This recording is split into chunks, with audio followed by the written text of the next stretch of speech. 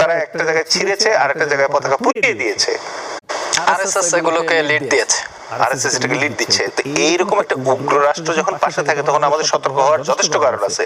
এবং এই ভারত যদি ভেবে থাকে যে এটা কেউ দেখছে না, অত্যন্ত ভুল করছে। আন্তর্জাতিক বিশ্ব অত্যন্ত গভীর মনোযোগের সাথে এই ডেভেলপমেন্টটা দেখতে পাচ্ছে। স্পেশালি বাংলাদেশের বিরুদ্ধে ভারত দিল্লিতে বাংলাদেশের প্রাক্তন প্রধানমন্ত্রীকে বসিয়ে রেখে খাইয়ে পরিয়ে যে অপকর্মগুলো বাংলাদেশের বিরুদ্ধে করছে, এটা পুরো বিশ্ব দেখতে পাচ্ছে, আন্তর্জাতিক মহল এটা ফলো করছে। যে প্রশ্নটা আপনি করেছেন যে তার সেই এখতিয়ার আছে কিনা, অবশ্যই ভারতের সেই এখতিয়ার নাই। কারণ হচ্ছে যে এর আগের যে 14 ইলেকশন, 18 ইলেকশন, ইভেন 24-এর ইলেকশন যেটা হয়েছে, তখন যে ভয়াবহ কারচুপি হয়েছে, ইলেকশন রিগিং এন্ড ইঞ্জিনিয়ারিং হয়েছে, ভারতের কোনো বিবৃতি ছিল না। তাহলে যখন অপকর্ম হয়েছিল তখন আপনি কিছু বলেননি, আর এখন যখন ওই পরিস্থিতি তৈরি হয়েছে যেখানে বাংলাদেশের সাধারণ মানুষ বিলিভ করতে শুরু করেছে যে একটা গ্রহণযোগ্য